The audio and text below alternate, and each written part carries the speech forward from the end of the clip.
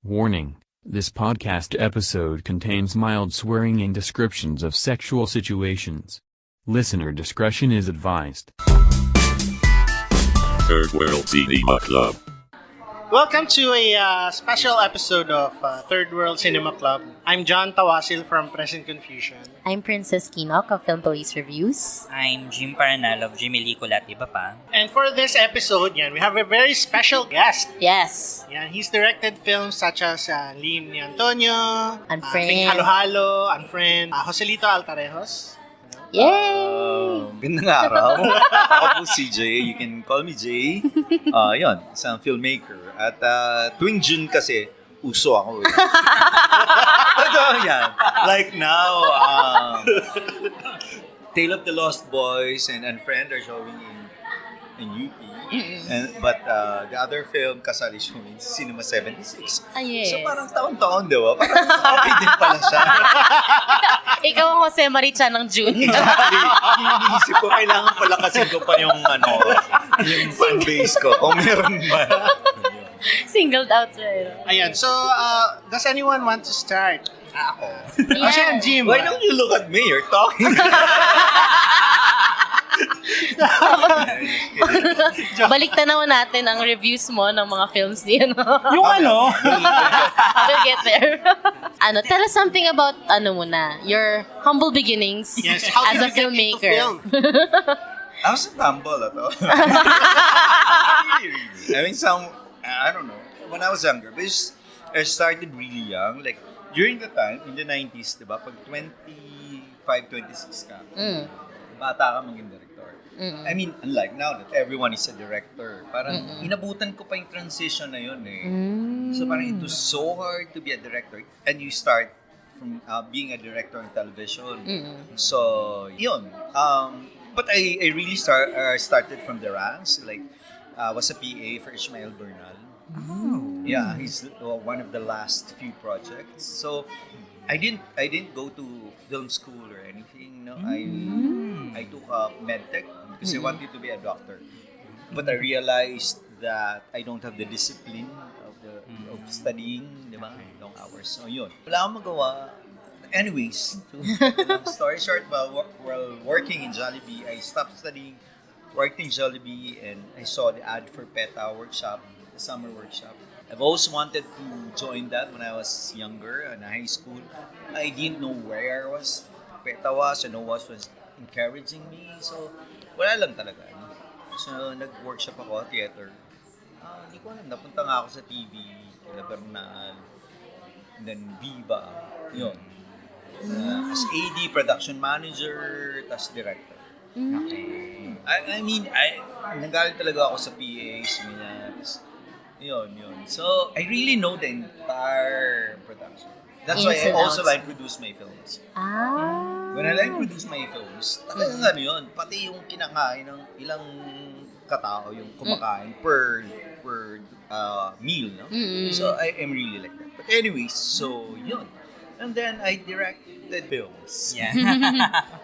Yan po, so punta tayo dun sa question ni Jim, Yeah. thank you so much.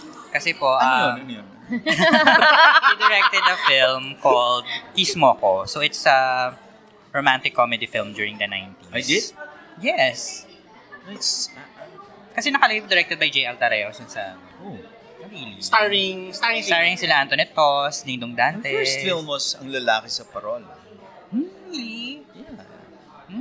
I wouldn't do such a thing. Like, the title, Kiss Mo Ko. Oh my God. I would do such a thing. Ay, sorry. Hindi, ka pala siya? Siya yung archivist namin. Yeah. I know it. May Kiss Mo Ko. Yes. Hindi ko nga alam eh. Hindi ko alam kung i-deny ko siya or something. I don't know. Pero was it... Then sabi ni Jay Neal, ano kung ipagsabihan? Kaya lang, paano ba yan? Meron ng internet. So, nakikita na. Yes. Gusto ko sana siya itatawa. Kasi read. I don't know. It was, I think, a bad film. Yeah, but visually it was okay. I think it was okay. But it was a bad film. My first film was a very bad film. Talagang ina. Nakakagulat. Okay lang. I mean, yun talaga. Talaga. And now, So, yun talaga. bad dati, now I'm now making better films. Di ba siya? I hope to do my best film. So, sorry. Just mga pinagsusulat na. Okay. Saya. I think it's my worst film. Okay. I see. So, ayun nga. Sino bang nag-ano nun? How did you conceptualize? Sa Viva yun. Yeah. Okay. I've always been a Viva person. V-baby. So I've always, I started with them. Doon ako matagal. Tapos when I wanted to be a director, sabi ko, Vernick, I want to be a director. I'm friends. I don't know if we're still friends. I don't know. But we were friends, no? The kids. No? So sabi ko, sige, hanap ka materials. It was Mikey. So anyways, after directing that, and it was this time that Kim and Gino were being launched.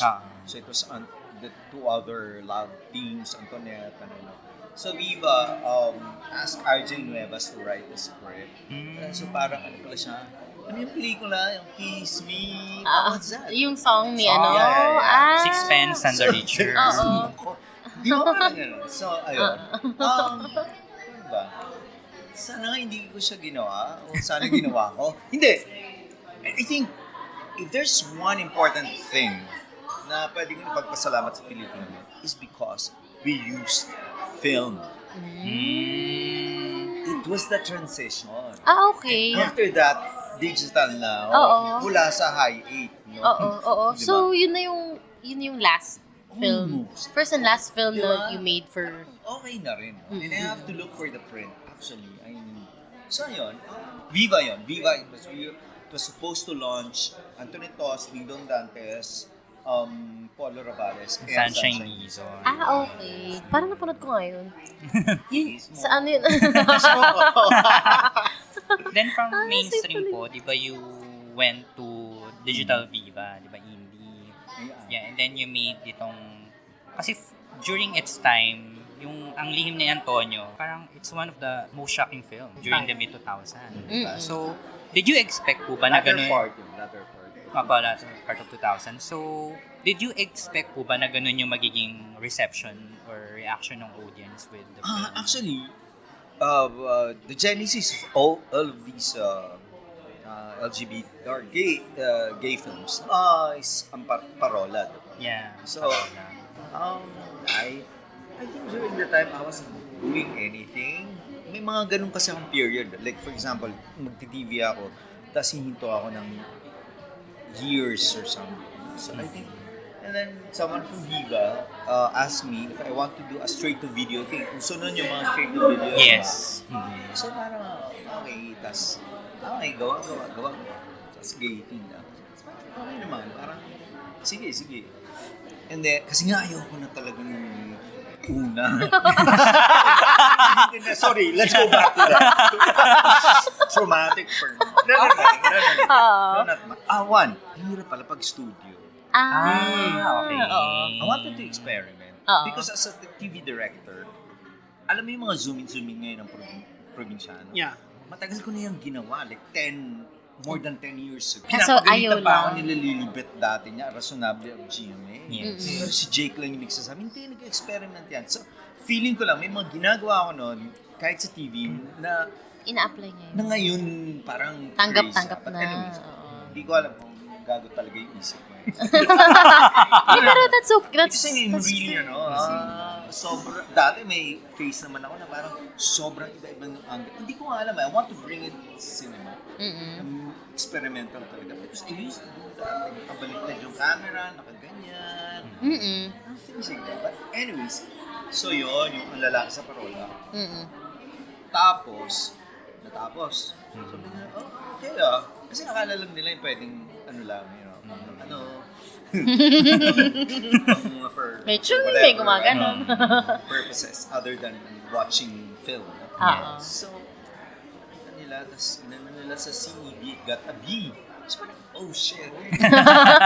So, pinalabas na nila. Tapos, kumita naman yun siya, no? Kumita nila, oh, ito lang una namin. Tapos, so, ang taon nyo, ano na yun? Di nila napanood, actually, yun. Okay. So, hindi ko. Sinadya yun, na ganun talaga yung, sadya yun, na parang, for me, sex is politics for me. I mean, it's a statement. It's something na, kaya pinupush ko lagi, not only my actors, my viewers, no? Maybe a part of the society. Parang hanggang saan ba natin tatanggapin? Ano bang inaano natin? So, lagi ako talaga nagpo-push. If you can see it in my film. Always push for that, either for being graphic or for making long sex scenes. Kasi I wanna see. Parang may tinitingnan ako na. But anyways, so yun nga, pinapakat ng MTRC. Sabi ko nung premiere sa UP, daming tao. I mean, you were too young then, no? Sobrang talaga. Pupuno yung UP na yan. Parang So, hindi. Sabi ko kay Jun Rufino, no, hindi yan puputulin. Hindi ako. Viva, Jun Rufino. Ganyan. Apparently, malakas naman sila. So, Hindi siya pinutol. okay. Sobra daw talaga. Yung Robinson's Galleria na malaki, napupuno yun lagi. But I never experienced it. Bakit? Because there was a time I was supposed to... Ay, ang dami ko na ginagawa.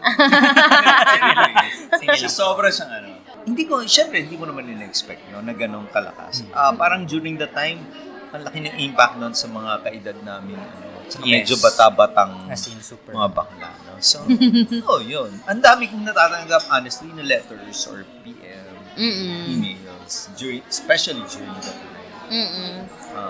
For me kasi shocking yung pinaka-shocking nung yung ending.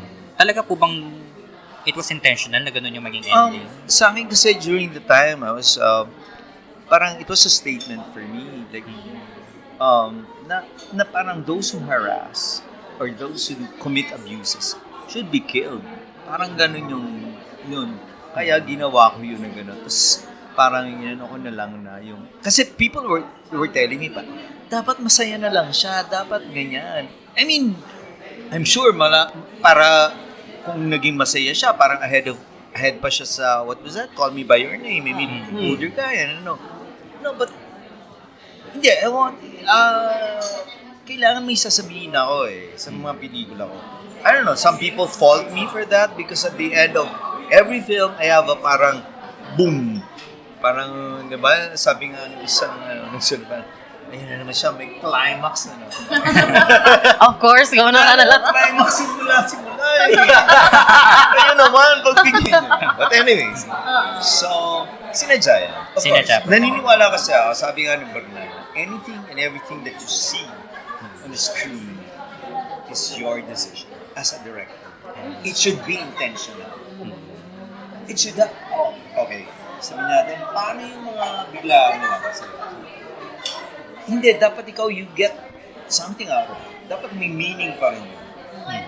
Para kung hindi, tatanggalin mo siya. Parang yun. Kasi so, yung ang na-curious kasi ako was that, di ba, yung relationship ni Antonio with his uncle, played by Josh Ivan Morales, kasi naging sexual siya, na parang okay lang na i-blowjob niya yung uncle niya, but then, nung i-anal sex na siya, ni-refuse niya. Ni-refuse niya, di ba? Yun yung nangyari. Na parang almost ni-rape na niya. And then, suddenly, si Shameen Centenera. So, parang, ang na-curious lang po ako dun was that, bakit ganun? Tumanggi na siya. Samantalang, dun sa ibang part ng sexual things.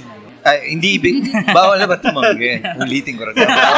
Bawal na ba tumanggi pag pumayag na ng isang beses? I mean, diba? Yun yung sinasabi natin na kahit sa kanino, no? We always have a choice and we can always say no. Okay. Kahit nasarapan na ako nung una. na. Kasi masakit siya eh. Mm. I don't do that kasi hindi ako bottom kasi masasaktan ako. Pero lang ako sobrang mahal ko. Ganda. Gusto ko yan. Lahat. Ibigay ko. Yun. So parang ganun lang. Parang hindi naman alam na ba, ano nga, kakatatid ako. So, nakita mo naman, kung si Antonio, was like, ano naman siya eh, parang normal person. Yes. So, ayun. So, yun. Kaya, yun nga eh. Gusto ko yan lang yun. Parang, Naninitpick. it's the same thing. Hindi na. It's Yung- not nitpicking. Mm. It's how we have been by the society. Parang ganun ang tingin natin. Conditioning natin. Conditioning, yeah. That's right. Parang, pumayag ka na, upo ka na, tapos ni-rape ka. We have that, right? Yes. But no, at any point in time, we can say no to anything. Yun lang. Boto nyo. Ang ganda. Ayun, follow-up question ko po. Paano nyo po na-discover or yung pagpili ng actors? Like, di ba sila Kenji and then si Josh Ivan and then si Mishamin? Si Kenji, he came from the audition. Nice. Nung pumasok siya, tapos tinignan namin, parang sakto naman. Twinkie, above 18. I think he was, 19 that time. So yun. And then, Charmaine, because Charmaine has always been Charmaine is a friend. So way back pa, mga bata pa kami, sa TV, nagkakatrabaho na kami. So yun. And I like the balance, and then the Josh, na parang, talaga naman, kahit, pinaglaruan pa nga namin kung sinong casting doon eh, parang, pero parang hindi, kailangan parang talaga, talaga pag nanasaan, so to speak. Coco Martin auditioned for the film. Not for Antonio, but for yung nakasex yung kaibigan niya. Okay. Kaya lang, so ayun, nag-release na si Noel Ferrer na parang, Coco Martin will do a film with J.L. Tarejos. Hindi pa siya ganun Coco Martin, pero kay Brillante na siya. Yes. After Brilliant, whatever. After nun, di ba, nag-GMA or whatever. So, ayun. So, tas, parang na-realize nila, ang late ng role, no? Parang, shit, ang saya sana na ang support mo, Coco Martin. Kasi pasikat na siya nun. Yes. Tapos si Jiro man yun, di ba? Mga kaibigan lang. Tapos isang ano. So, ayun, it was really audition and we had workshops. I see. Tapos po, next question ko po. Pero this is not regarding Lihim ni Antonio. It's about Tale of the Lost Boys. Kasi po, na-curious din ako. Interesting pala yung character ni Tasu, na Aborigine. Kasi, ang alam ko lang na Aborigine ay yung sa Australia, like in The Adventures of Priscilla, Queen of the Desert. So, paano nyo po na-discover or na-research yung may Aborigine pala sa Taiwan? Okay. When I was there, my producer and I, tama ba nga? My producer and I, we're looking for, we're just roaming around Taiwan, no? But we really had a purpose of finding whatever locations, ganyan. So, I don't know if I had a concept already or we were just, maybe researching. So, at some point, we were, because we really wanted, because we researched, May and I researched about people in Taiwan, and we learned that there are Aborigines. There are several groups of Aborigines. So, at that time, the Aborigine that I wanted to reach out to was in the southernmost part of Taiwan. So, parang hindi siya feasible. So yun, pumunta kami doon sa isang tribe. And then, ang saya nga kasi pagdating namin doon, parang sabi namin, makikiihi kami or something. Tapos, pinaghandaan na nila kami ng mga tsaka, nandun na kami nag-lunch. Grabe nga, sa totoo lang, Taiwan was really, for me, it healed me. No, really. It was during the time, I think I was going through something. That's why the title is Tale of the Lost Boys. Actually, it's just me. I felt like I was lost. So I was just roaming around in Taiwan and had these beautiful people surrounding me. being friends with me. So, iba siya eh. Sabi ko nga parang ode to friendship ko siya with my producer. Sobra talagang sarap na pakikitungo nila sa akin. So, how did you conceptualize si Tale of the Lost Boys? Was it like innate na, pupunta akong Taiwan kasi alam ko may Aborigines doon? Or? No. May parameters. No? Isang Pinoy, isang ano. So, naisip ko, Jay Lin is the owner of Gaga Ulala. It's a LGBT content. It's an online LGBT channel, no? Gaga Ulala. He watched Kasal in Taiwan International Queer Film Festival. So that's where we get to be friends, no? Gusto niya, gay film pa rin. At that time, parang nagsabi ako nun sa Kasal na ayoko na nung gumawa muna for a while, no? So, ng gay film. So, paano? Parang, sige, isang straight Pinoy, tapos isang ano. But I really wanted it to be just a story of friendship. Okay. So, ganun lang talaga siya. Tapos yung mga pinuntahan ko rin yung mga lugar na yun. Ganun. So, it was just about, Tapos ang pinaglalaroan ko doon, yung parang sa LGBT community, we always talk about the sense of identity. Yes. Yeah. True. And so, yun. Gusto ko ipakita na lahat ng tao naghahanap ng identity. Iba-ibang levels, iba-ibang klase. So, yun. Kaya parang the search for identity is not exclusive to the LGBT community. So, kumbaga, I'm reaching out to outside of the community na meron tayong mga parehong hinahanap. No? Identidad, ganyan, pagkatao, pare-pareho lang naman yan. Eh. All have the same dreams or whatever. So, yun. Yung observation ko din regarding Tale of the Lost Boys is like kasi siya yung parang melds yung search for sexual identity and yung search for cultural identity. Kasi di ba Taiwan and the Philippines, they share many similar characteristics. Like yung Pilipinas, ang tagal nating meron tayong sobrang tagal na history of parang we serve masters other than ourselves. Spaniards, the Americans, Japanese, and also Taiwan. Yung Malita Island na yun, they were escaping persecution by the Chinese.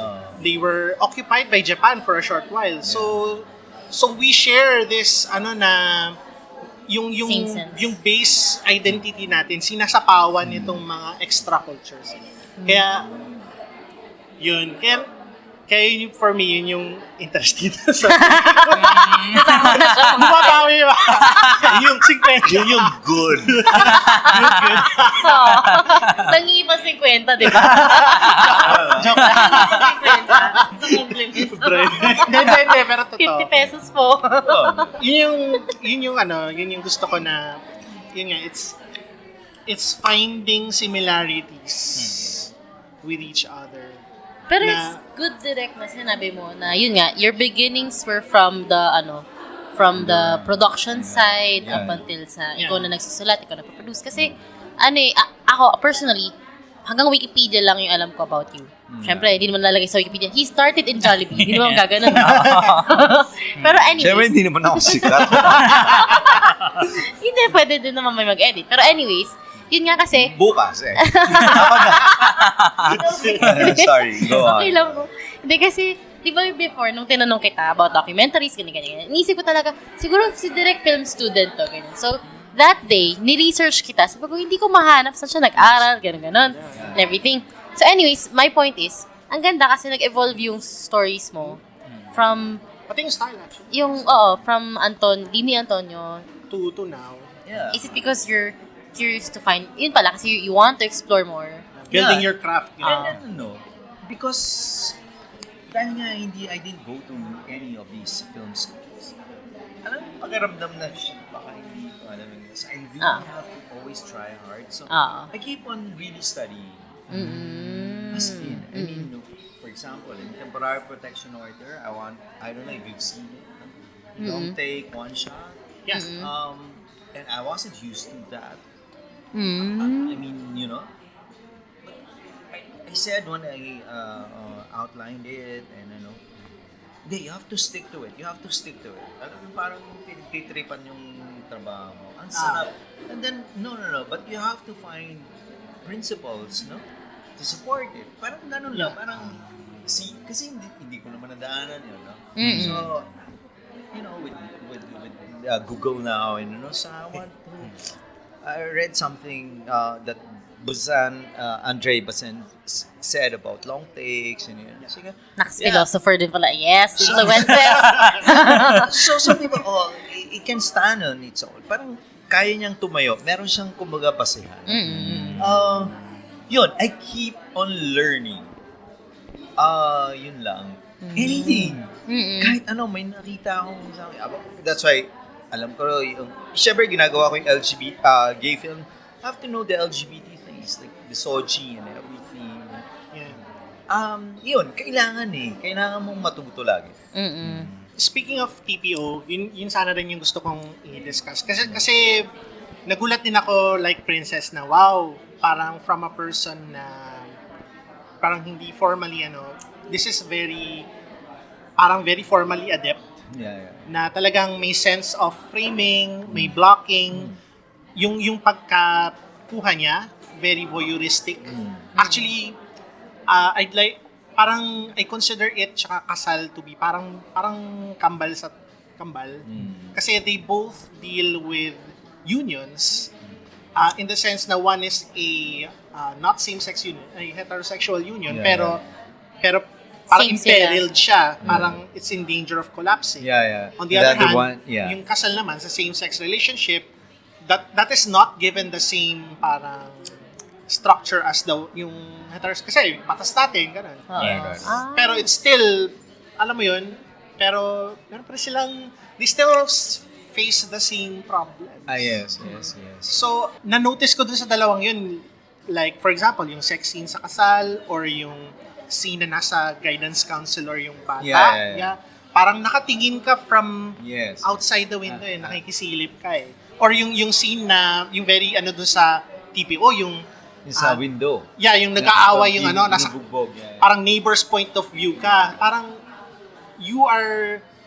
it's like you're being placed in the shoes of the neighbor. Should I intervene? Should I call the police? Pero wala eh. Yun yung nagustuhan ko regarding about that particular creative choice, no? Inisip ko kasi, so it's about, di ba? TPO is about filing of temporary protection order. So it's the law and court. Supposed to be yan eh. I mean, where people get to testify. So, pero natutunan ko rin kasi na kaibigan na parang, kunyari yan, katulad yan, I'm basically talking about the justice system. But I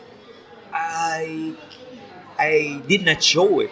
Wala akong pinakitang court, no? Wala court. So parang lahat yung mga, parang pakiramdam ko, yung mga first scenes nila, yun yung kanilang testimony. Yes. Like for example, si Oliver was practicing in front of the mirror. Kasi nagsisinungaling siya. Kasi mirrors, he had to practice. Tapos si Mara sa barangay. Kasi siya naman talaga yung totoong may ginawang proseso. Kaya siya sa barangay. Tapos sa school, parang ako po si ganyan. It's the same thing na sasabihin niya sa korte, no? So, pero kasi gusto natin ma-capture na itong batang to. Eskwela. So parang yung mag-ano sa atin na bahay, tas eskwela na parang okay, we have to study this. This is actually a case study of yan. So, ganyan. And then, bakit same? Ito pa ang structure kasi nun eh. So, una si Oliver, si Mara, si Bata. Same scenes, pero cut somewhere.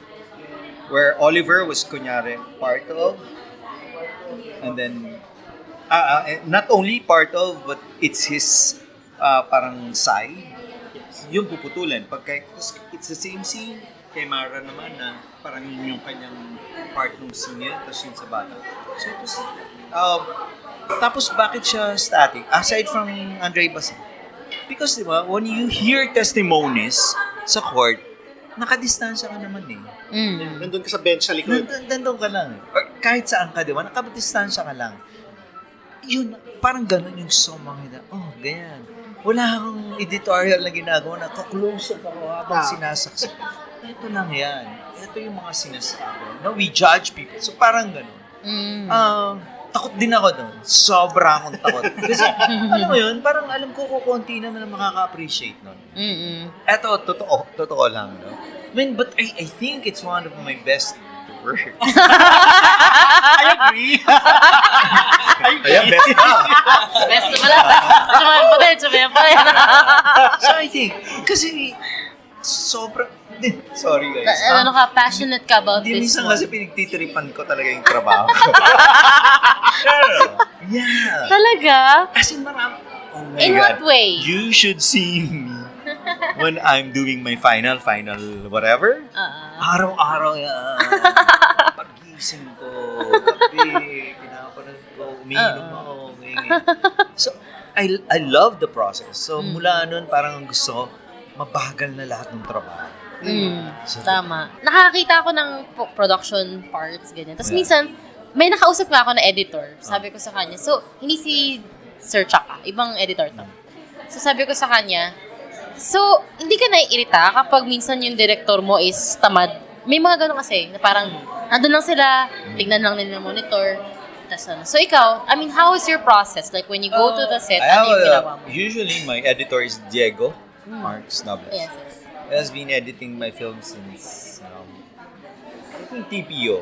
Yeah, because Zig and I did Kasal. So, siya muna. Nagawa ko na yung trabaho ko.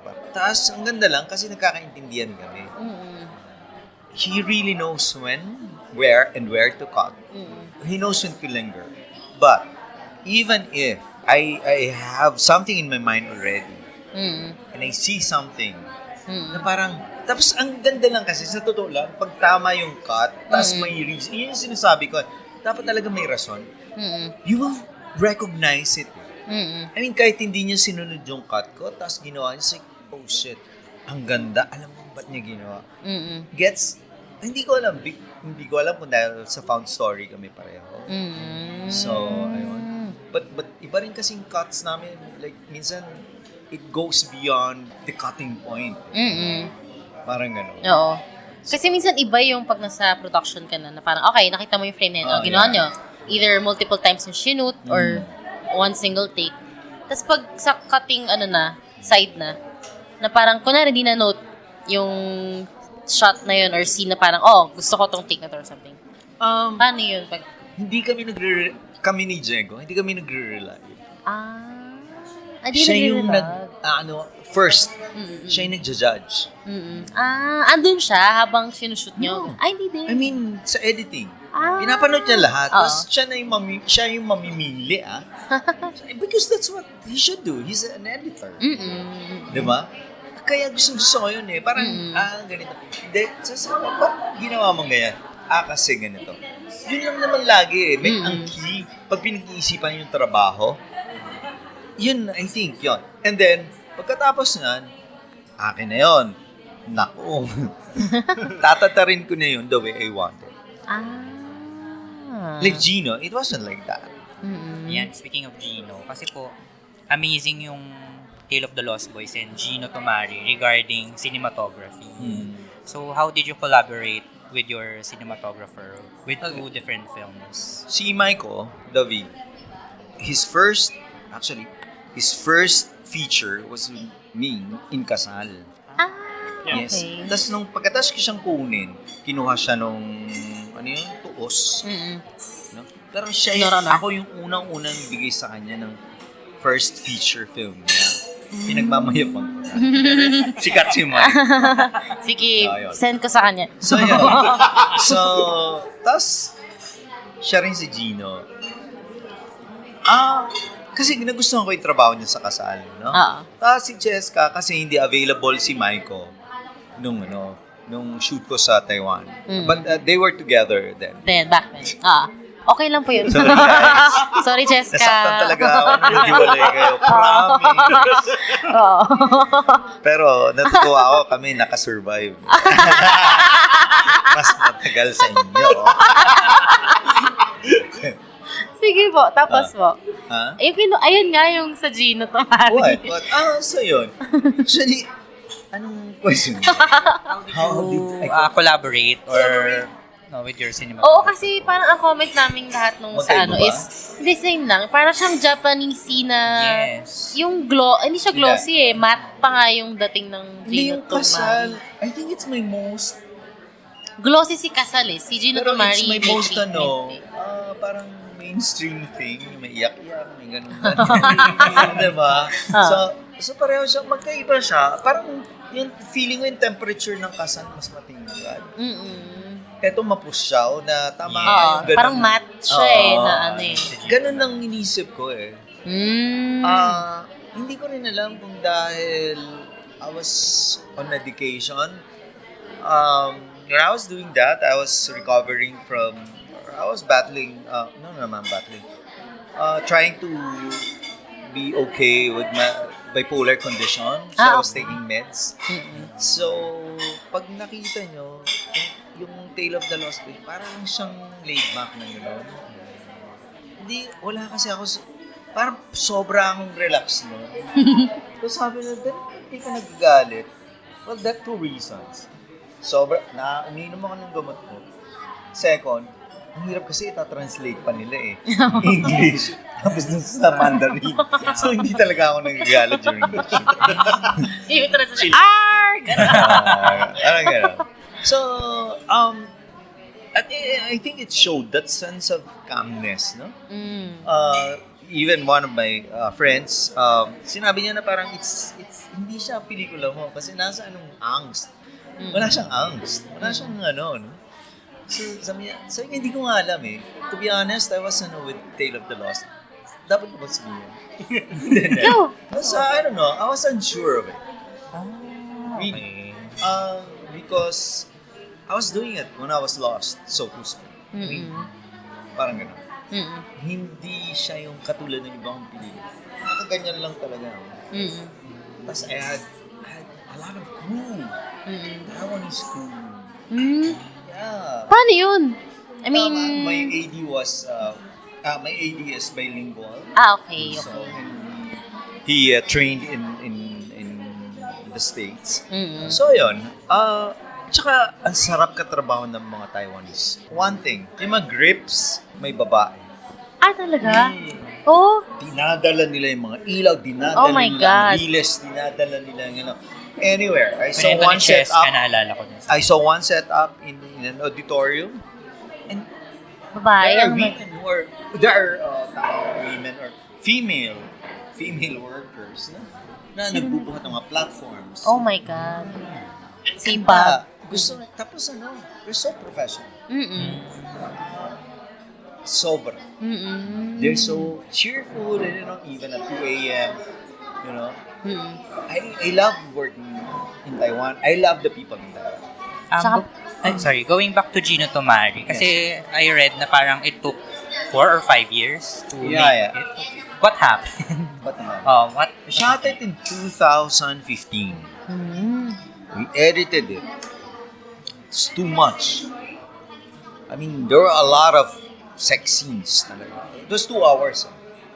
Supposedly 2 hours siya.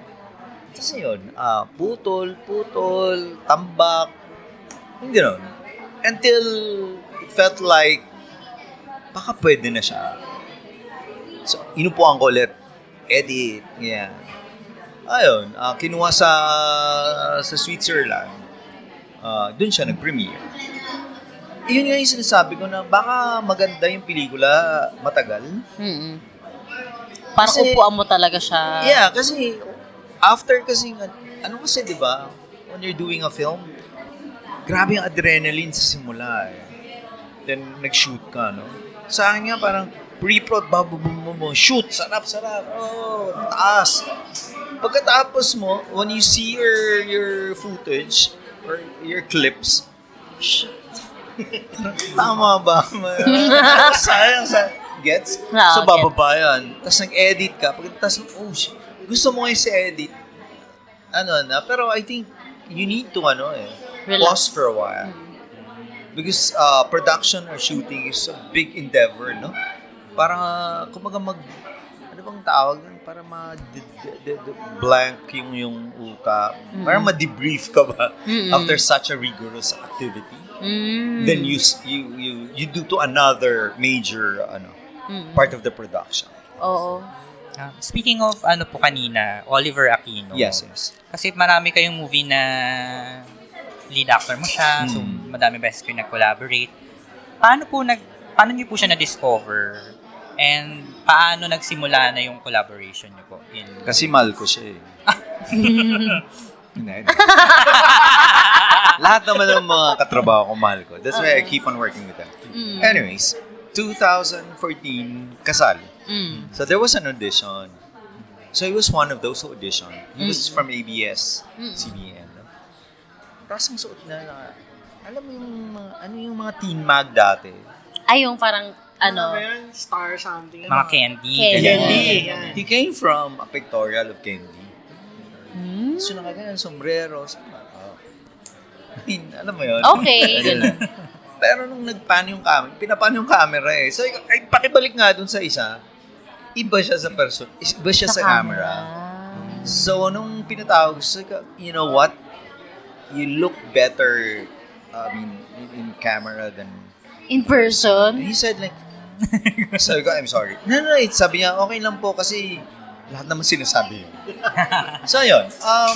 Tapos kasal lang, nakita ko naman, actually gusto ko na mag-back out sa kasal eh. Kasi nag-back out yung producer namin. Wala kaming pera. Ala. Siya lang yung lagi direct tuloy na natin to, nag-workshop na kami, direct, kasi siya, gusto niya na rin something different from the roles that he was getting sa ABS. So, alam mo siya talaga yung nag-prop sa akin during that time. Ang dami ko naman struggles, no? So anyway, siya yung talaga nag-push na gawin namin yung kasal. So, wala kami pera, nagpapalit pa kami ng actors, nag-shoot na, nakailang shoot ako eh, tapos magpalit ng actors. Wala ganon. Hiram yun lahat sa mga kaibigan. Sa 100,000. Iba may tubo, yung iba. Oh my God. So, yeah. Hindi, that time, pagkatapos yata ng kasal, nawalan ako ng kotse. Parang ganun lagi. May kotse, tapos gagawa ng pelikula, mawawalan ako ng kotse kasi binibenta mo siya. So, that has been my cycle, actually. So, si Oliver, I saw na magaang lang naman siya katrabaho. So, ayun. Tapos, kaibigan talaga namin siya. So, like, always work with the same people. Kung pwede nga lang si Michael David lahat, or si Arvin Viola, yun, si Diego, lagi yan, si Drew Milalios, yan. Richard Kuan, lagi siya nasa pelikula. Ayaw nga. He's a friend. Yun, ganun kasi ako eh, parang, yun. Tsaka mas masayang trabaho yun, kesa yung parang you're gonna adjust again. Yeah, and I think especially during those times, when I was really hard to understand as a person, as a co-worker, kasi talaga erratic yung process, yung temper ko and emotions. So my friends really know how I work. Okay. So when you write, now that you have, do you have something pala in the works? I've been thinking about a sequel for Kasal. So, I don't know. Kasali. Kasali. Kasal. Tapos kasalo yung... May threesome sila sa Kain. Hindi ko alam eh. Parang, Diyos ko, sobra naman ako mag-assume na may gusto. Yung kasali gate crasher sila sa isang kasal. Yung kasali. Parang prison break. Paano sila babalik sa tapos yung prison? kasalo, sila, origin na. Pwede. Yun. So, hindi ko alam kung ipupush ko ba siya na may parang as if naman. Why not? Kasi yun nga, maliban sa suki ka ng June, at least kaya diverse yung Natutuwa na rin pala ako na they're branding me as so, kasi uso ako pag June. Diba? Mid-year ako. So, what else? I have a lot of scripts actually. Yung isa, mas sobra pa sa Gina Tomari. Really, it's gonna push something. Wala nang may gusto mag-produce. Kahit Sinimalaya. Sinabit ko yun eh. Pinili na lang kasal. Okay. So, it's too dark. Anyways. What else? Tapos sinabit mo rin, asan yung kasal? Gano'n sila. Napalabas na po. Ano ba? Yeah, I want to do something na, mas expressionistic. Maybe, isip ko less talk talaga. You mentioned si Andre Bazan kanina eh. So, ibig sabihin, are you, yung scripts na sinulat mo, apart from LGBT, are they a bit political, philosophical? I think, in itself, the films that I make are political. The gay films that I make. In the sense that I take particular stand on a particular issue. Like, for example, the marriage equality. It was discussed already in my film Kasal. So it's really political and pushing for it. Like, why did kung napansin nyo ba, nag-end ako dun sa dalawang hindi naman kilala, na nagkaroon ng ceremony. So, kasi, in 2014, pangarap ko siya. Parang, that's how I see the future.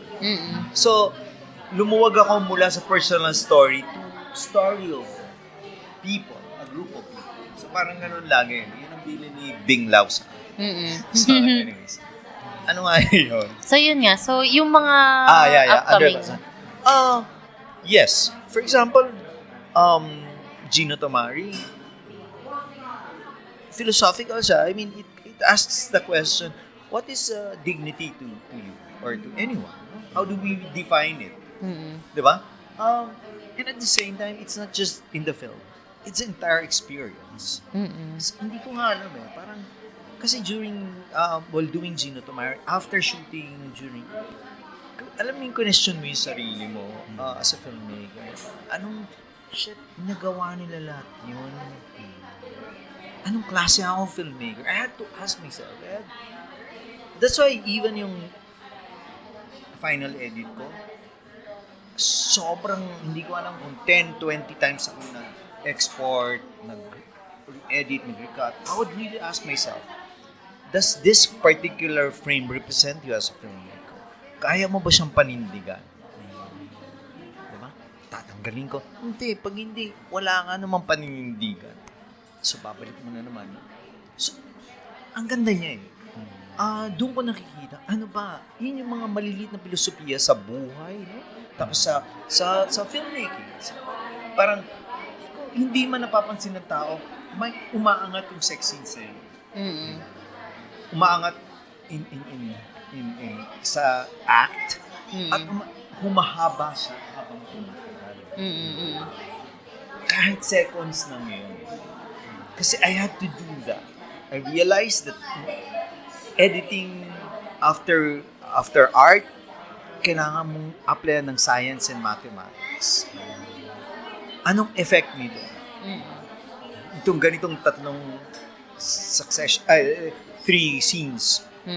Gaano kahaba? Kasi nag-ano ako susulat ako Ilang seconds. The first one was 6, the second one.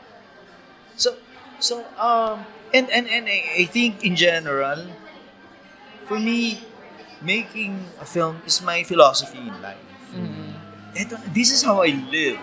I mean, through thick and thin, this is what I do. Wala akong iba eh. Hindi nga ako nagtapos eh. So, ito lang talaga ang alam ko. Anyways. Meron pang eksena dun sa Gino Tomari na striking siya kasi like, di ba yung nag-journey sila and then nakikinig ng music si Gino ng classic. So, parang for us, like, si DJ kasi wala dito, parang we observe na bakit classic?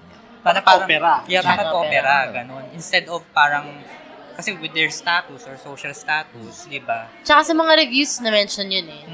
Yun sa operatic, di ba? Na instead na sana sa social status, ano dapat ang pinapakita?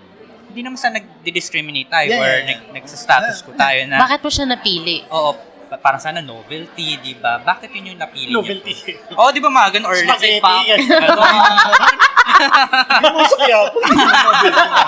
Anyways. Hindi, kasi syempre, Naalala niyo yun, okay, yung pamangkin ko manunod bukas kay Park, whatever. Binigyan ko ticket. Yung lola niya, mahilig makinig. That song that was playing before National Anthem was I think it was the Flower Duets. Yes. Yeah. So, kumbaga, in my character, nakuha niya yon sa lola niya. Tapos gusto ko rin talaga, that's one point. Second point, gusto ko niya, kasi, kaya kita nyo, si Sherry, parang siyang hindi naman mahirap. Parang, di ba, may ganun ang totoong backstory niya, kanya, hindi man nakita, mayaman sila dati. Kanila yung bahay na yun. Then, namatay yung ganyan, alam mo yun. Kasi may family, in my side, ganun ang nangyari. Parang yaman nila dati. Tapos naghirap sila. Naghirap. Pero yung mga habits and nila, passions. Tsaka, nila, it's the same thing. So ayun. Second, also, yun na nga That's why, gusto ko siyang baliktarin.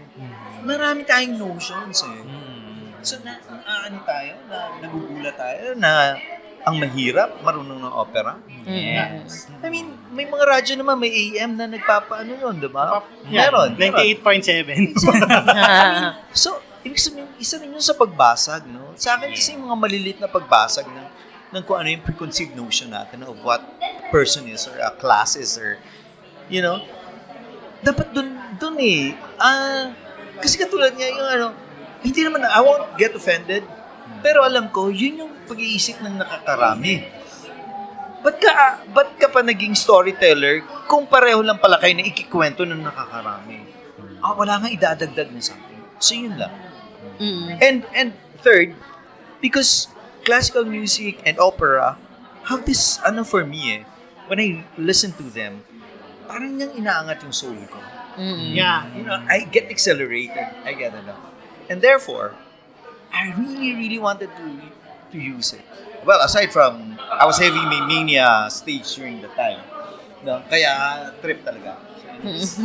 So, hindi kasi, di ba may akong feeling ko yung life or fate, ang sama niyang maglaro minsan sa tao. Kaya gusto ko, yung parang itinataas muna sila. Kaya ito yung opening ko, yung masaya sila, parang, Yes. Kasi naniniwala ako na bago ka ilaglag ng kung sino man, ng Diyos or whatever, minsan, fate is really cruel na parang inaangat ka, tapos boom! Yung parang gano'n yung gusto ko, Para siyang position Exactly. Tapos parang gusto ko maramdaman mo muna yung ang saya, Ave Maria, habang naglilinis, ganyan. Because it's a ritual. That was long. It was a ritual. Cleansing before kang ialay. So parang ganun yung sa akin. So, di ba, inaalay tayo sa kapitalista, inaalay tayo, di ba, mga cleansing yun. So yun, tapos binagsak siya dun sa kung ano-anong ginawa sa kanila. So gusto ko yun, yung durugin, kasi gano'n naman yung buhay minsan Dinudurog yung tao. Yeah. Speaking of that, yung climactic na orgy scene. Yeah. Yan, may scene doon na si Gino tsaka si Mari, naghalikan sila. Yes. So, when you were constructing that scene, ano yung iniisip mong nangyayari doon sa mindset ng dalawang characters? So, remember, they had their own limitations, no? And it was being crossed during that time. Yeah. And they had only themselves to comfort each other. So, yun yung comfort nila. Sila. They were sharing a certain moment that just intimate but life-changing moment between them. Parang kinship. Yes, yung ganyan. Yun. Yes, that sealed that, no? And then, napansin nyo ba, tumitingin sila sa ilaw? Sa ilaw. Tapos, palaki ng palaki. Yung isa, puro white na lang yung sabi. Parang sa akin, actually, yun yung parang, tangay na, kahit na anong dasal nyo, walang magagawa sa inyo ang pinagdadasal. Sa akin yung ilaw na yun. Yun yung paniniwala nila. Yun yung kung sino mang Diyos nila. No? During the time, we would look up to whoever, to whatever. Pero minsan talaga wala silang nagagawa. O wala naman talaga silang magagawa. Parang, Kasi nandun ka na eh. Yun yung predicament. hindi, at saka hindi talaga kasi ako naniniwala. Kaya kita mo Ave Maria na distorted, tapos the light. Sabi mo, when you look up, because that's a language, di ba? You're asking someone or a being to help you. Saka interesting din po yung shot na na parang nagba-black and white tapos biglang lumiliit na yung frame. Anong tingin mo doon? Sa black and white yun. Napansin mo ba ang mukha yun? Kaya na color. Ano yung tumutugtog Kasi na? parang for me, pag colored siya, parang masyado ng graphic for me. Tapos di ba nung order scene na parang maliit na siya. So parang on my end, ang nakikita ko kasi ay parang kahit malayo sila or hindi ko talaga nakita, parang witness ako sa isang event or pangyayari na hindi siya pleasing. Ganun ko yung nakita ko. One, the black and white. Actually, hindi ko siya, nung pinapanood ko yung eksena, parang hindi ko siya, ayoko siya tingnan. Kasi Bakit? because, naaawa na ako dun sa dalawang character, especially the female. Pero hindi ba dito sa part na to, doon na tumutunog yung parang reports nung World War II? Yes. Also, tas may Ave Maria yan sa likod. Yun, parang naisip ko parang doon na yung comparison Yes. with Yeah. Two things. Whatever. How many? The black and white. Nagba-black and white ako pag POV ng camera. Hindi nyo ba napapansin? It's either from the shot of the camera or when the director says, action. And then when you go back to reality, so it was the POV of the camera. Then when you go back to reality, yun yung may kulay. There's a point about, it could have been really, really graphic din. Pero, syempre, sa akin, hindi valid enough for me to use black and white.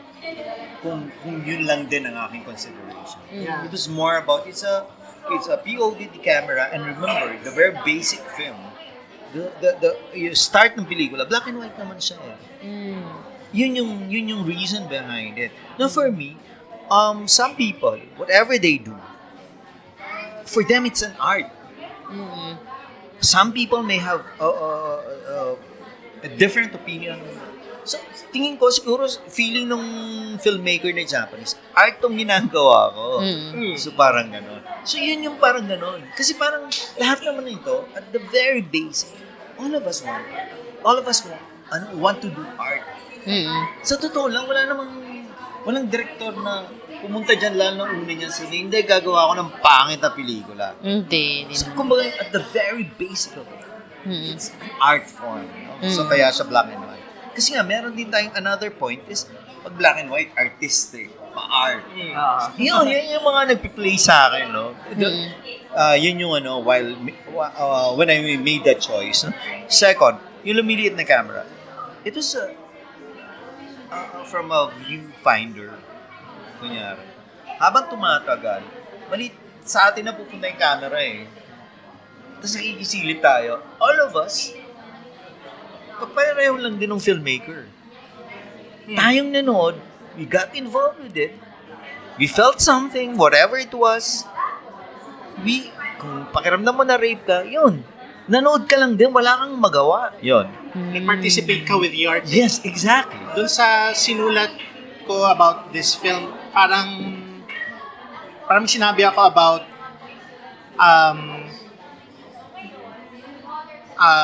parang kayo direct, you are also placing kumbaga yourself in the place of the Japanese director. Exactly. Because you are also directing a film about with these sex scenes. So that's why I had to go to my psychiatrist right after. Kailangan mag-debrief.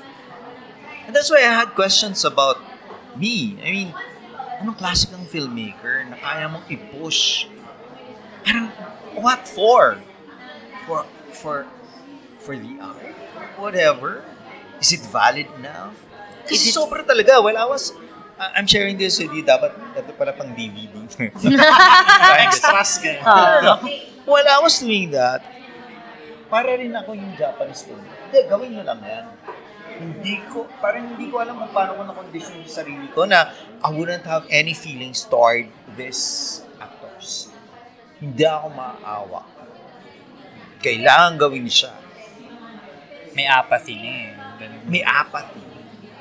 Tapos parang, sige, ano mo pa? Ganyan. Buka mo, ganyan. It was really like that. So, yun nga, tama yun. Naramdaman ko talaga siya. So, yun. Anong klase kang... Tapos, sa kanong na-edit, parang, kaya ko ba itong panindigan? Anong sasabihin? Marami pa rin. So, yun, tama yun. Another striking scene sa akin was that yung ending, di ba? Yung, instead na yung babae yung umiyak, si Gino yung umiiyak, and then yung babae yung napo-comfort, which is parang for me, ang brave.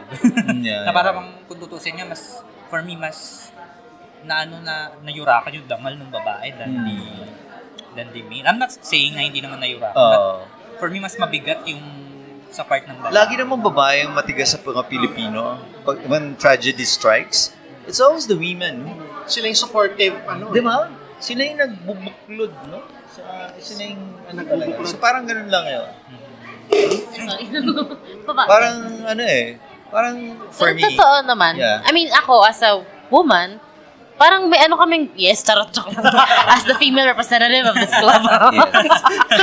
Hindi, LGBT kami. Sa allies. Ayun, pero yun nga, totoo. Actually, parang sa psychology, may ganun yun eh. Parang yung male, sometimes, when it comes to tragedy, di ba sila yung laging sundalo, ginalabas sa ganun. Yeah. Pero makikita mo pag sa war, may time na parang pag kunwari mamamatay na sila, frozen lang sila, ganun. Ang babae, magugulat kayo, yung adrenaline niya, nagpa-pump, parang hormonal something siya na And parang within the context of our society din eh. Parang men have ang laking difficulty ng men in expressing their emotions. Yes. Parang, magpakalalaki ka, so huwag ka na lang umiyak, huwag ka na lang mag-act. in terms of yung PTSD nila, very hard to, So, may factor din. to cope. Ayun. So, ayun, bakit siya ang umiyak because of that? Yeah, because of that. Mainly because of that. Because Oliver was just a child. And this is a mother. And that's what mothers do. Di ba? Di ba? Kita, maliliit. Doon sa restaurant, kumain ka. Ito Yes. Yun ang ginagawa ng mga nanay. Gusto mo ng biskuit? Yun ang ginagawa ng mga Alam mo, unfortunately, feeling ko yung mga pelikula namin, medyo masyado kasi siyang simple. Ganun kayo magsulat. Pero sa amin yun, lahat yun may meaning, no? Oo.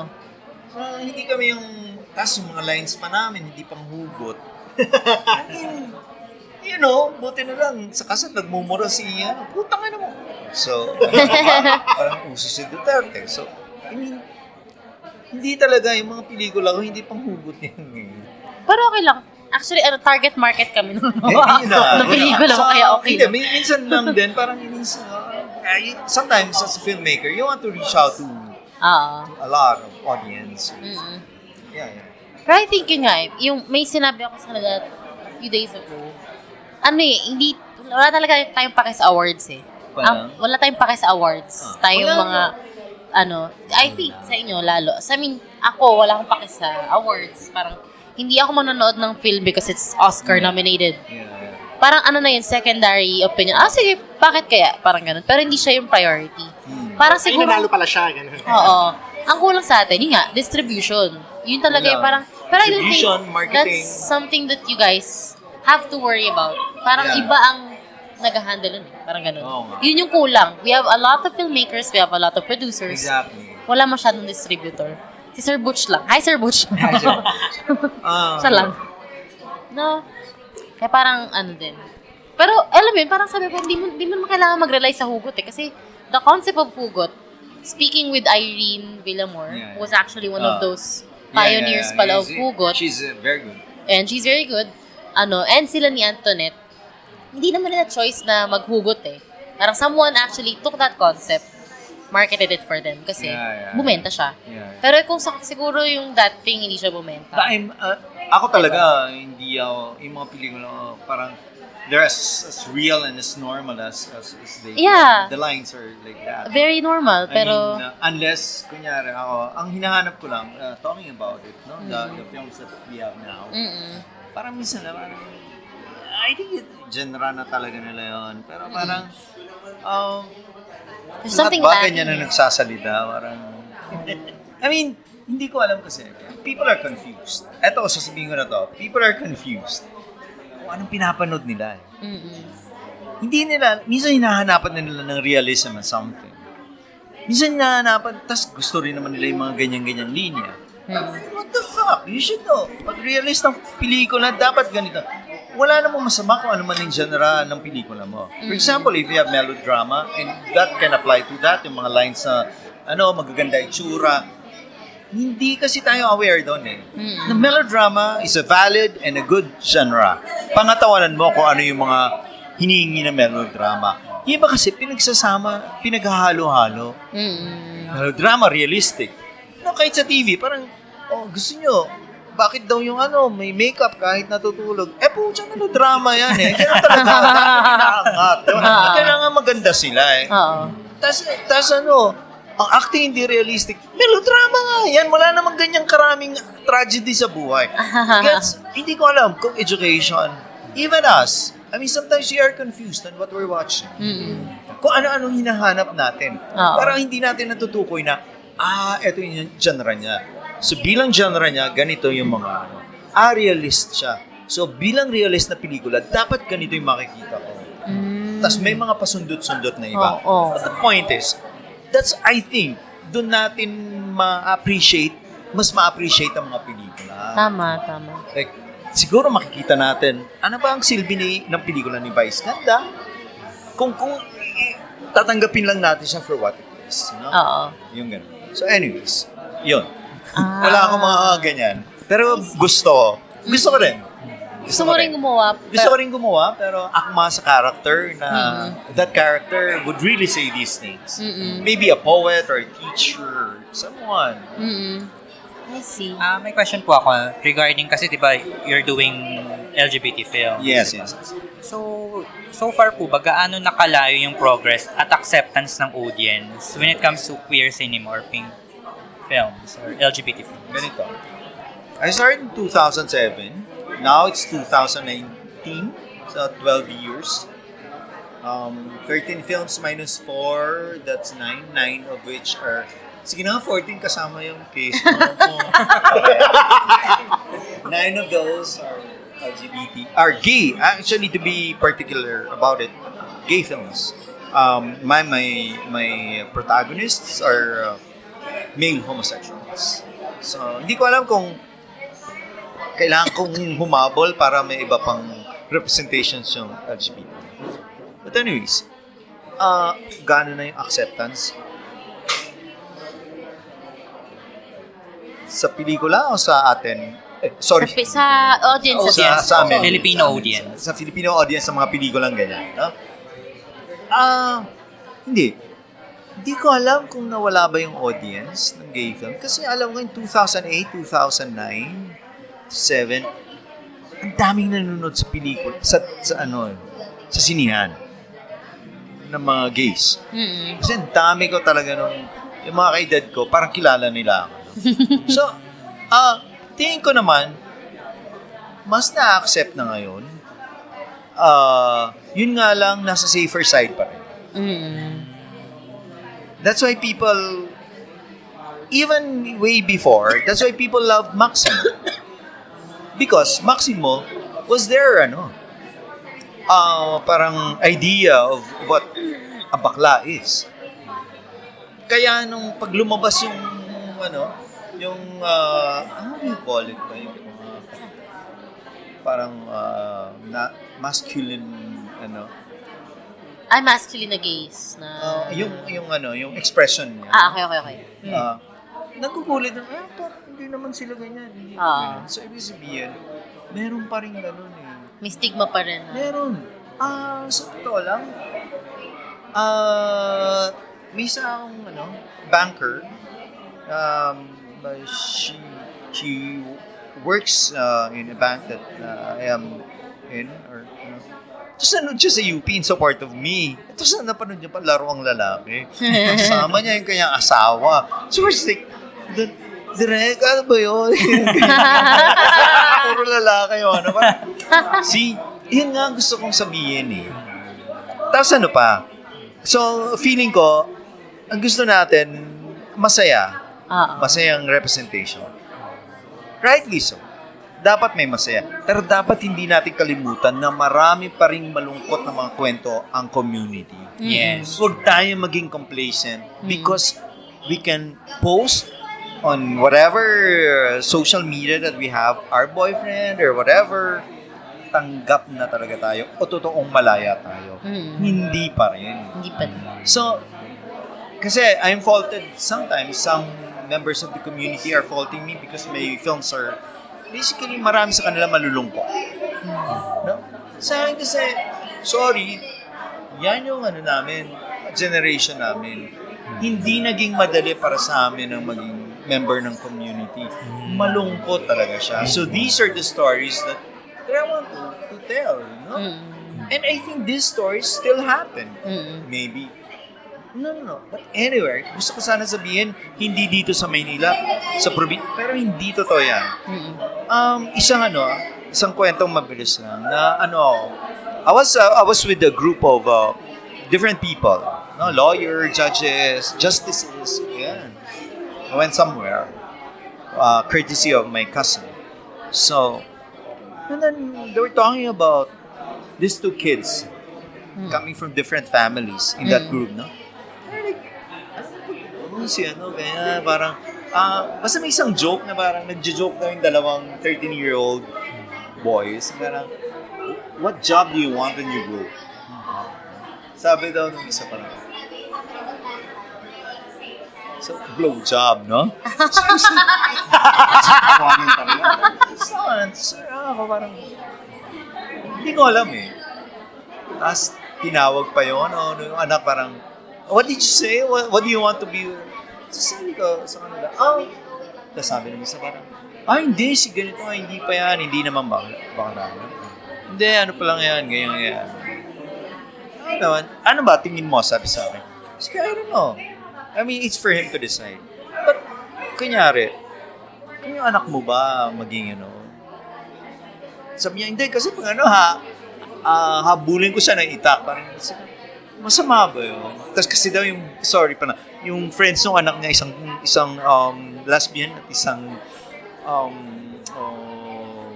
medyo loud gay. So parang, hindi ka na pwedeng makipag-dinner dyan sa kanya. Bakit masama ba? So, parang lumabas yung aking pagka, parang, so, alam niyo po, kasi, sabi niya, hindi, di ba may degrees naman? I had to tell them about Soji, I had to tell them about ganyan, and that's, sabi ko, you know what? You just have to support them, whatever they are. Kasi kung dadagdagan nyo pa as parents, sobra na yung dinadanas namin. So, dinidebunk niya yung thinking na ngayon, totally accepted tayo. Because these people I was with, hindi naman nag-aral sila eh. Pero, yung isa dogmatic when it comes to religion, parang how do you so, you cannot reconcile it. That's why I'm not a Catholic or anything. I'm not a theist or anything. So I go, hindi, you cannot. So, yun, ako na, kahit yung may mga pinag-aralan, nag-aral sila, hindi pa rin sila open about it. No? At bukod doon, hindi pa rin sila nakakakuha masyado ng knowledge about it. So, ikaw wala bang discussion sa inyo? Talagang tinanong ko, no? Parang ganyan. So, hindi, meron naman. Pero yun, naramdaman ko lang na we should keep on telling our stories until people really accept us and know things about us. Baka kaya din natatakot sila dahil konti pa yung alam nila tungkol sa amin. Yeah. So, kailangan pa natin ikwento yung mga kwento ng LGBT. Tama. Yan. Ako, let's go back a few years. So, after making films like Lihim ni Antonio, in 2010, you made Pink Halo-Halo. Yes. So, it's a very different film compared to the films that came before. Yeah. And it's a bit autobiographical, if I'm not mistaken. Yeah, part of it. It's Yeah. semi. Yeah. So, could you tell us a bit about how you made Pink Halo-Halo? Okay.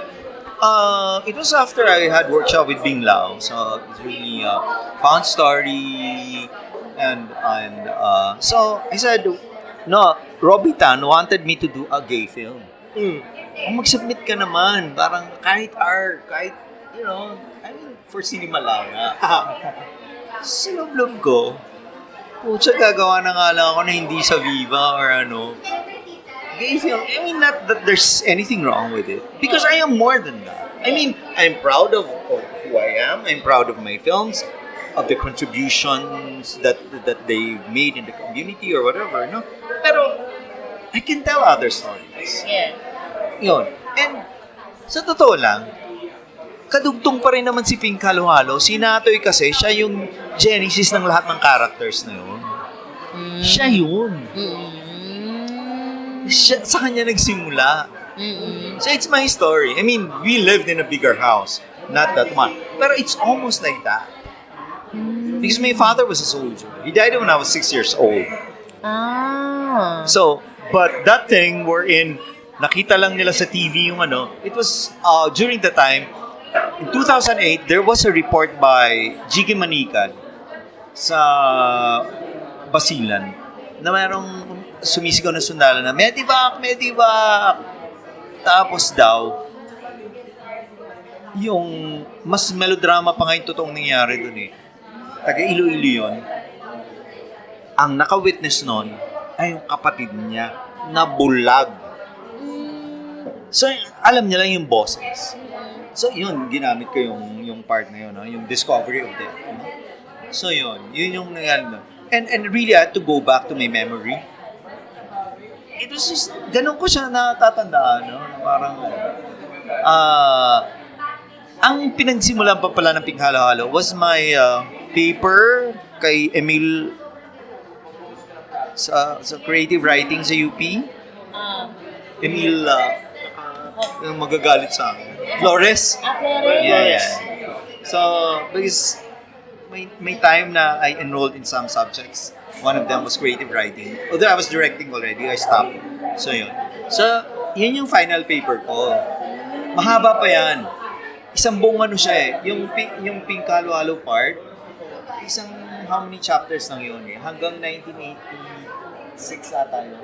It's a revolution, yung paper ko. Gusto ko nga siyang gawing pelikula. Na gano'n. Yun. So, ang mga ko na gusto kong gawin period. Tapos, it's a revolution. Kasabay nung pagkilala niya sa sarili niya. Parang gano'n. So, yun.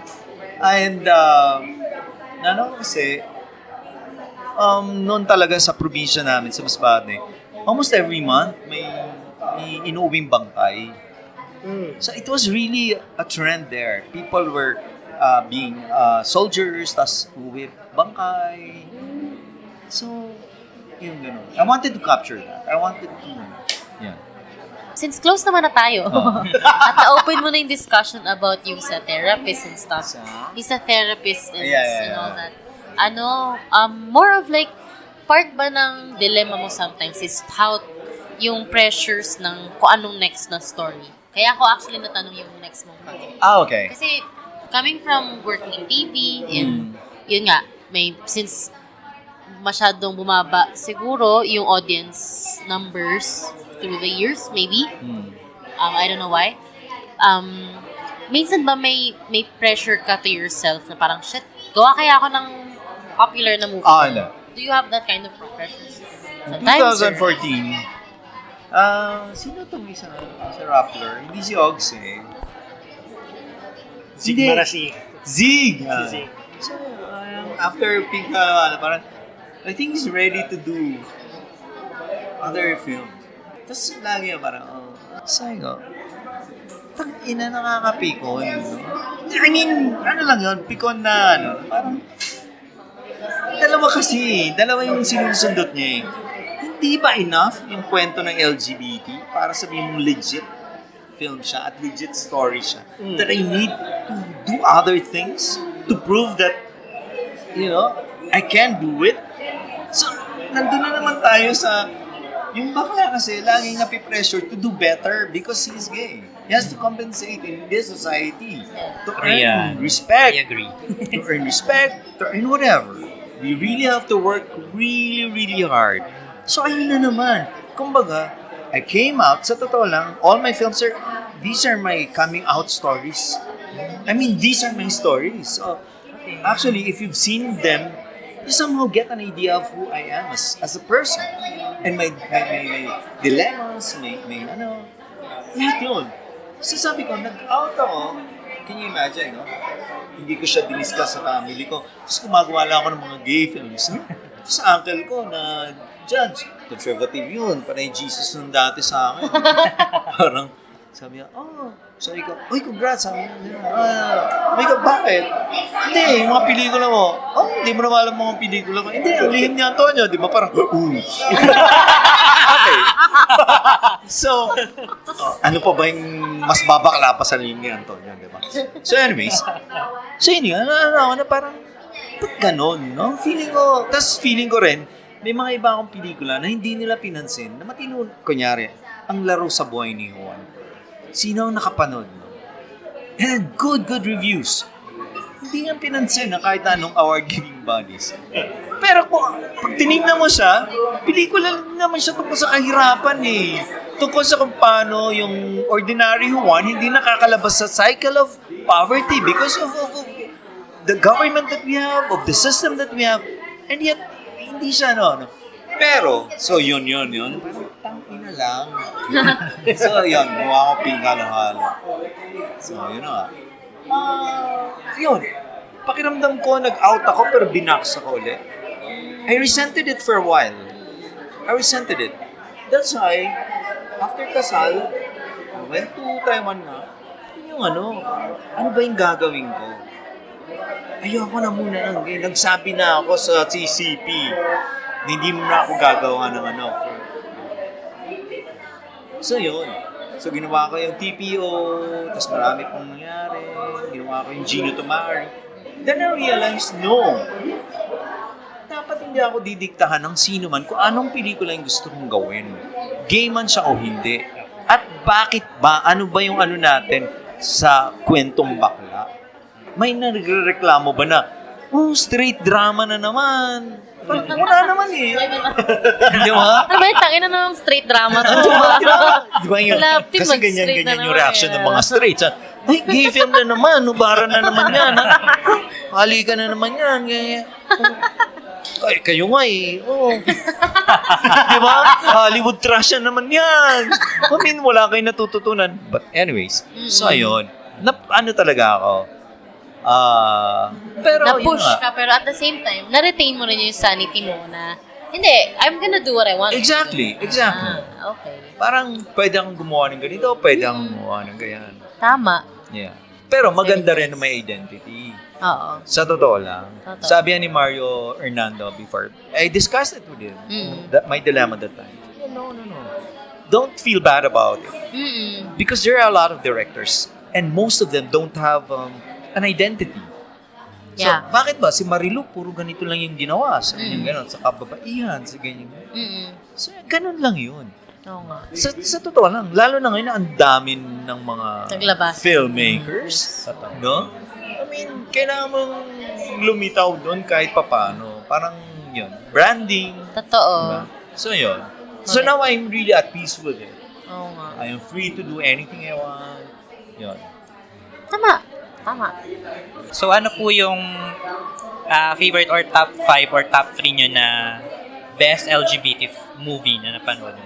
Napanood ko? Directed by him or? No, other people. Yan ang nga ba sinasabi ko? No. I think, this is the Brazilian thing last year, Berlinale. Oh, I should know it because I pushed for it at Q Cinema when I was jury member of Rainbow QC. Oh, that one? Hard Paint ata yun. Hard Paint. Hindi ko napanood yung Hard I really like it. Of course, Wong Kar-wai, Happy Together. Happy Together. What else? May isa ako napanood eh. Hindi ko alam kung natatandaan niyo yung Mountains of the Moon or something.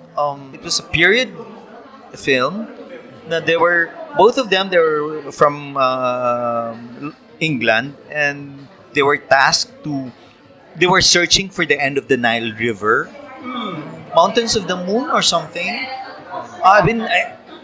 It wasn't really a gay film, but there was this particular scene that really struck me, no? Yung pareho silang isa sa kanila sobrang nasugatan, and then they had to kiss each other to relive that. Yeah. 1990 film. Yeah. So it struck me. I mean, the entire film wasn't really a gay film, but they had that scene na naghalikan sila. Parang, see how we can comfort each other. This, without seeing gender or anything. Beyond gender. Para sa akin, yun yung ng epitome of what a gay film should be. I mean, hindi ko gets mo, na parang hindi siya kailangang may gender eh. Parang walang label na. Label. May gusto nga akong gawing pelikula na future na, tapos wala na yung parang ganyan, yung ganon. Oh. Kasi the way we are now, parang punta naman talaga tayo eh. The more that we loosen up, we're more, accepting of ourselves and of our wants and desires and of other people. Parang ganun. So, dun ko, yun, para sa akin. Tapos pa? Sorry, mga kwento lang, no? Yung kinagat si Ano yun? Brad Pitt. Interview with the Vampire. Yes. With the Vampire. Oh my God. It's the gayest. Ay, oo, actually. Oo nga. Napinanood namin siya ulit last year. Totoo. Parang, Ayun, kasi ganun lang naman eh. I mean, kahit yun yung libro na-enjoy ni, ko yata. Yan, yung right? libro, And Diba? Rice. mapapili mo na, parang, siya, gay story about two vampires falling in love with each Yeah. other. Hindi sila nagkagustuhan. Yeah. So, direct havoc na lang. So parang, Ang cute. yun. Pero I'm sure may mga nakaligtaan pa ako na mga napanood ko, no? Lately may napanood ako, hindi ko pa pwedeng sabihin.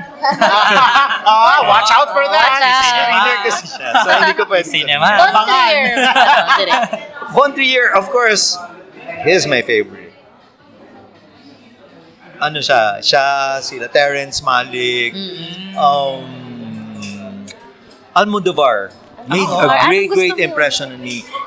That Carne Tremula, it's my go-to when it comes to color, that I want that passion and color, and I'm very I'm like that. I mean, ang temperament niya ganon. What else? Ay, direct yun pala. Kapag kunwari nababurnout ka, in between shooting or writing a story, ano yung go-to movie mo? Pampabanlaw. Maliban sa gano'n. Friends kami nito eh, no? Yun lang. Sobrang go-to ko yun.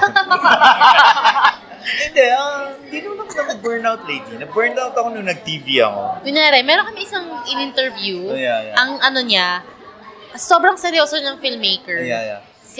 Si Carl Papa. Si Carl Papa. Sobrang drama ng mga movies niya. Pero yung go-to niya mga rom-coms. So, ikaw. Sabaw na. Yung mga sobrang taliwas sa ginagawa. Ay, meron. Meron pala. Dalawa. Yung mga stand-up comedians na hindi Pinoy. Yun.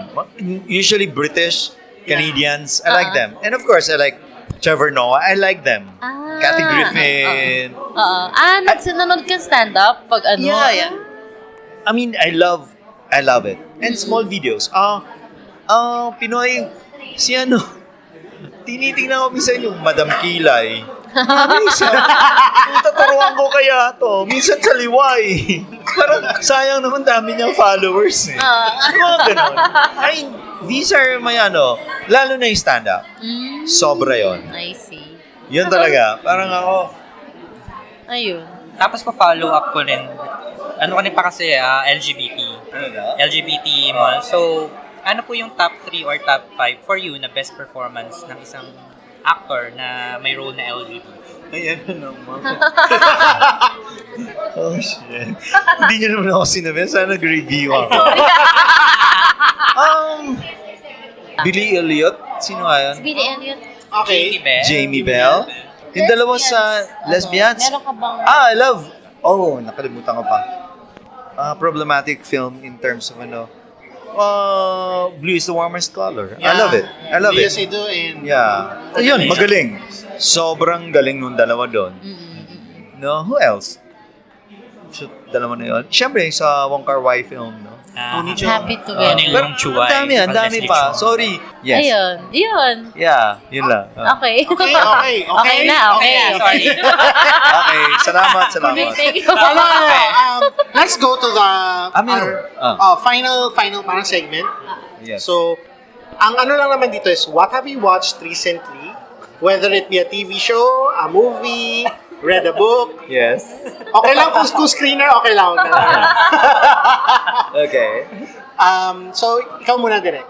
What have you watched recently? Recently... And was it good or bad? Sorry. So, the last film that I watched was Matthew and Max. Maxine and something. Something like that. So, it's by Xavier Dolan. Because we watched it because it was... Ed wants to see if it can be included in Q Cinema. Abangan. I'm so excited. So and he's also deciding whether it will be in the rainbow or in the international section. Okay. Wow. Wow. So yon. Next. Hindi. Okay lang. Ayun. Pwedeng magtanong about. Okay. You think we should watch out for Matthias and Maxi? Matthias and Maxi. Beautiful actors. Story-wise.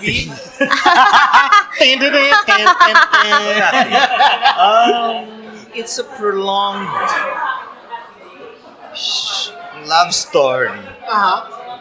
Ayun, parang gusto ko yung isa niya, yung It's Not the End of the World or something. Yeah. Yeah, I liked it. I liked his other films. I saw parang kuha niya yung zeitgeist eh. Oo. Pero syempre naman, hindi mo naman laging ganun. No? Pwede na. Kaya lang, kumbaga, paano pinasok niyo sa Ako ito talaga statement ko. Grabe no. Yung mga Pinoy at Asians, we really have to work hard para pumasok dyan sa canon. Yeah. The Europeans. And you have this? Man. Inang yan. Siya, 16 years old, nagsulat na siya ng 19, nasa Canada siya, di ba? Bad trip eh. On Fonterive. Oo. Yun nga. So, yun. Swerte. Okay. Jim. Ako last, yung Rocketman. Maganda daw. Yes. Alam mo yun, Princess? Yes. Love na love ko si John. Oo, Taron maganda Egerton. siya. As in. Kasi Ikaw, triple threat siya eh. Kumanta siya, sumayaw siya, umarte siya. Triple threat. Package yun. And kita mo na greatest performance of his lifetime. So talagang sumisigaw na yung Oscar, alam mo na for your consideration. Kasi nakita mo yung dedication niya.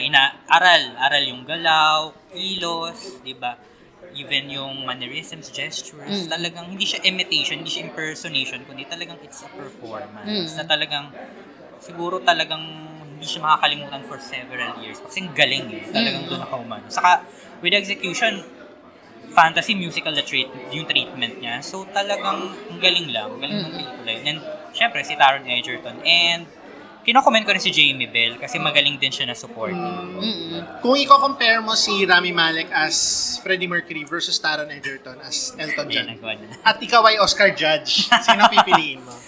Ako si Taron Egerton. Yes.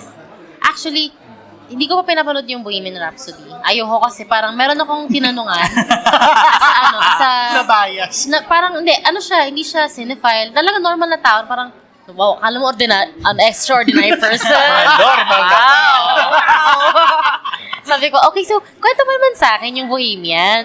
Nagpanggap ako na parang wala akong alam sa Queen, pero alam mo yun, talaga ako, parang elementary pa lang mahal na mahal ko na yung Queen, ganyan. So, ganun talaga ka-extend yung fan ko. So, parang, kwento mo naman sa akin, ganyan. Tapos parang nung narinig ko pa lang from his point of view na ganun, Sabi ko, baka mamaya masaktan ako, ganyan. So, parang dun pa lang, pag kung ikukumpara mo dun sa Rocketman, ibang level si Rocketman. As in, ibang level siya. Like, Ano yun? ako ang kilala Mas pelikula siya. mas pelikula, mas performance level, Mas musical. aesthetically, gano'n. At talagang, ganun It's dapat. aesthetic. Aesthetic, ganun. Di ba? Kasi, Ganun to ngayon. kasi di ba na-plague na yung production kasi ng Bohemian eh. Although kasi yung Dito, portrayal talaga sa kanyang depiction niya. parang- For me, I find it offensive. Yung They- kay Freddie Mercury. Pero si Taron kasi They paid respect talaga kay Elton. Kasi usually yung mga biopics, boring minsan. Yeah. Siya Yeah. talagang parang, sige, bigyan mo akong biopic, pero gusto ko, surface level lang yung pagka-biopic, yung pagka-imaginary niya. Pero yung kwento ko talaga, pang MMK, iba to mo on some parts. Ganun siya. So parang, doon mo malalaman na, sex addict pala si Elton dyan. Pero hindi niya flat out na pinakita na nakipag-sex siya. Ang ginawa is musical, spoiler alert, musical. I really don't mind spoilers. Ayun. So, musical I siya, don't mind. pula lahat, tapos very ma-innuendo yung steps niya. Na parang ikaw, was he having sex? Parang mapapagano ka pa. Magsa-sex pa siya sa screen. Parang ganun, no? Parang ganun. Okay. So, yun. Yun din ba I yung... also. Yes, sorry. Sige. Ayun. So, Yun din ba yung last mo napanood? oo. Yun na lang din yung last ko. Sige, so ako na lang. Ako yung odd man out. Pinanood ko recently is a film, Rachi del Carmen. It's called Filenial. Starring, Bayani and I Idol. So, it's about these two people na matanda na sila and they're still partying with young folk na like they're young people. Hindi, kung seryoso, maganda yan. So so they meet each other under not so good circumstances. Okay. So parang they hate each other's guts. In the meantime, their children are developing an app which is called Feeling na para siyang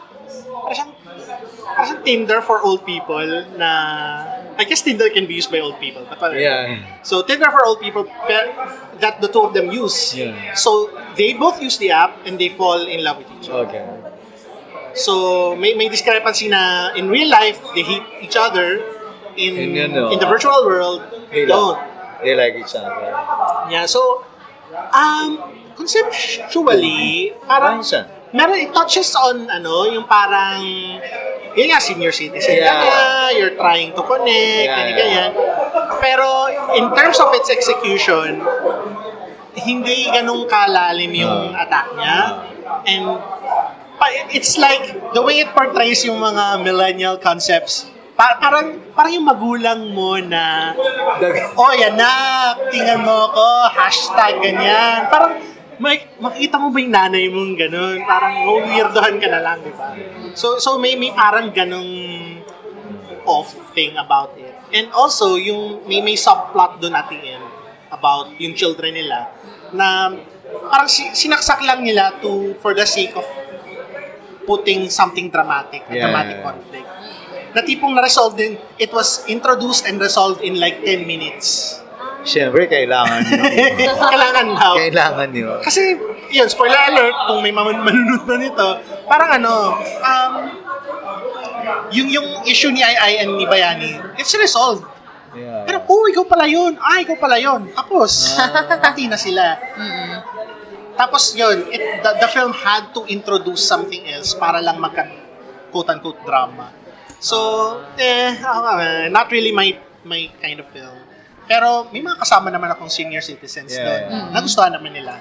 I have a question dire kasi parang feeling ko, sino nag-produce niyan? Is it Si Pops Vegan Fernandez at or- saka Signal. Signal, Ano yeah. to? Yes. They Pops have Fernandez. supporting roles. Did they have like, feeling ko, kasi parang sabi nga ng isang friend, yung mga ganyang films, ang tawag dyan, dapat kinikater kay Aling Bebang.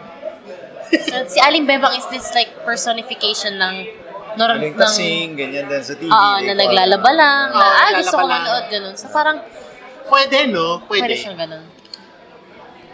Minsan parang, pwede bang i-break yung mold ni Aling Bebang? Di ba? Alam mo, dyan ako hindi agree.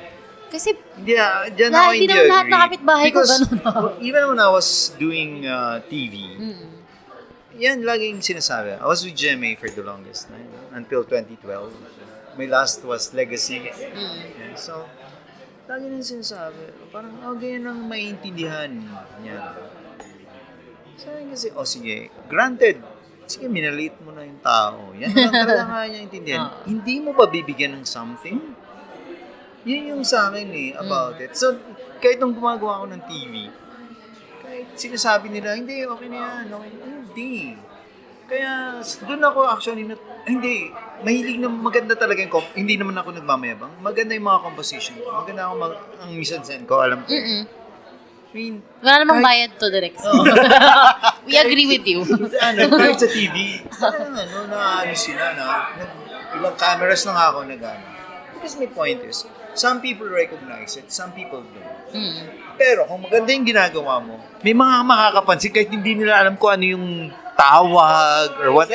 Parang ang ganda nun. Kasi yung art naman talaga maganda sa mata Oo. Or merong marirecognize kung art siya. So, you have to give it to them. Lalo na yung mass media. Kailangan mong tulungang umangat. No? So, sa akin, bilang practitioner, dapat aware tayo nun. Na may kahit paano, may kino-contribute tayo. Hindi tayo nakakatulong pa dun sa paglugmok sa kanila.